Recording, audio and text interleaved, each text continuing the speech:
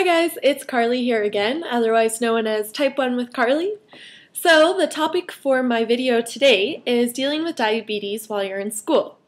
So right now I am in university. I am currently in a zoology degree under the science program. Fortunately, I never had diabetes while I was in grade school, so I can't really relate to what it's like being in grade school having it, but I can't imagine it's that much different than being in university having it. So the purpose of my video, as I said, is how to deal with your blood sugars or your diabetes while you're in school. So sometimes it's really difficult to be dealing with your diabetes while you have school on the go, plus your extracurriculars, family, friends, and just relaxation time, which feels like it never happens. But really, it is all possible. It's just within moderation, right? So one of my main tips is to create a schedule for yourself. I know we're supposed to have schedules to follow, but it's life. We tend to deviate from our schedules and deviate from the program or the path we had planned for us. So my emphasis is if your class starts at 10 on Monday, Wednesday, Friday, or 10 every day, depends on where you go to school or what grade or university or whatnot, create this plan for yourself.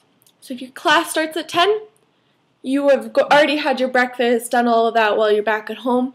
You check your blood sugars 5 minutes before your class starts. That way you have an idea of what they're like when you're going into the day. Then, after 2 hours or so, check your blood sugars again. Make sure you're stable, you're on a good path. It's really easy for your blood sugars to go all over the place and you not be aware of it if you're not checking your blood sugar levels. So, your endos, your nurses, your nutritionists, they'll all stress this fact so much. So listen to them. They have a point.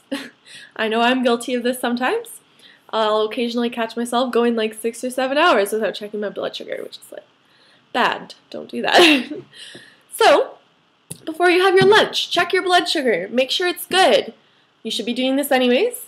Then correct or compensate for it with your insulin. 2 hours later, you should be checking your blood sugar to make sure that they're still stable because you're sitting there in class usually. And when you're not moving around, sometimes the lows hit you later and sometimes the highs hit you later. So I'll find that I may be at 2.5, but I don't realize it because I haven't been moving around and I've just been sitting there. So, or I may be at a 18 and I haven't realized it because I've just been sitting there and I haven't got that head rush feeling yet. This is millimoles per liter, by the way.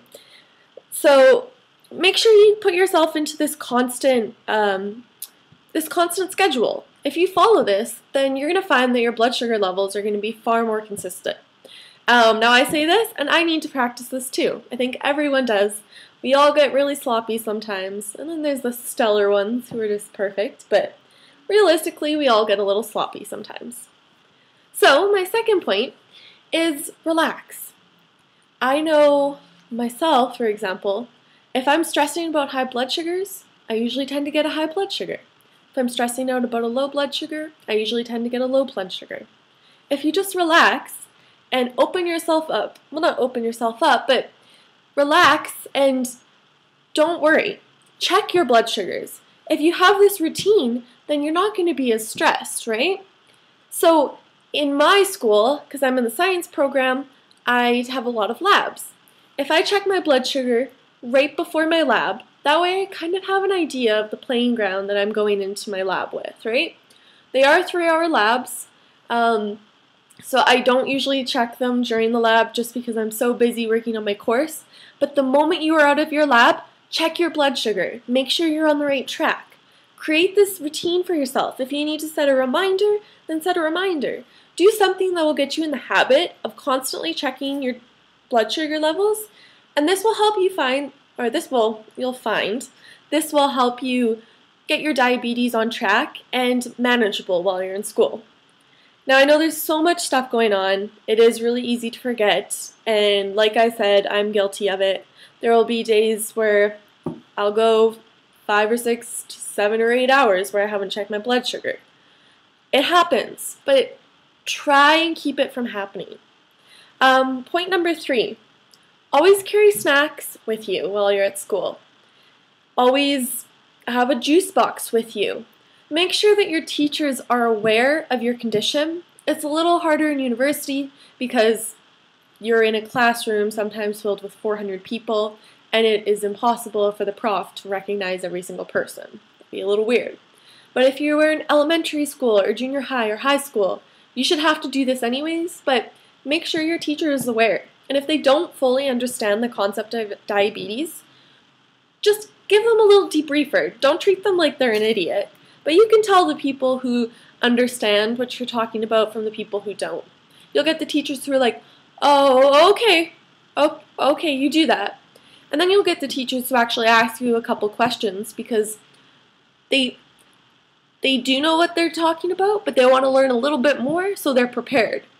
For the teachers who just kind of blow you off and go, oh, okay, you tell them, if I get a low blood sugar and I whip out my juice box during the class, or if I leave the classroom to have my juice box, don't freak out. I just have a low blood sugar. All this means is I'm not going to be fun to have in class because I'm going to feel nauseous, I'm going to feel disoriented.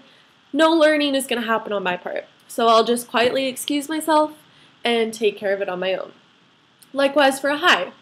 If I test my blood sugar and I have a high blood sugar, please don't mind me if I fix it right here or just step out of the class quietly to accommodate for it. So it's really simple. You just got to talk to them, right? Just acknowledge the issue. Not issue, but acknowledge the condition. Warn them, because a lot of people are very uneducated, including teachers. It's everyone. So give them a little heads up. So if they see you leaving class, they understand why. They're not going to fully understand it, but they understand why. My fourth little tip is kind of relating back to the whole you lose track of time really easily. So when you're in school, especially if you have a really heavy course load like I do right now, I know a lot of engineering students, everyone has a heavy course load. It's really easy to get wrapped up in what you're working on and what you're doing.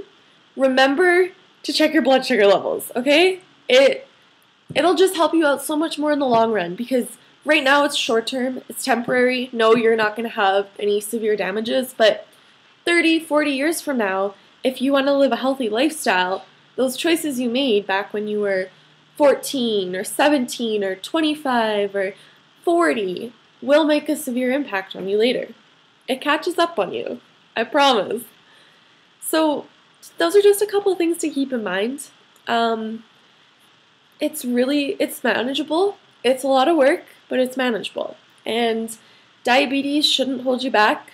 It shouldn't be able to not do anything. I mean, maybe splurging and drinking a bunch of Coke, but without compensating for it with insulin. But for the most part, diabetes shouldn't hold you back. So just take these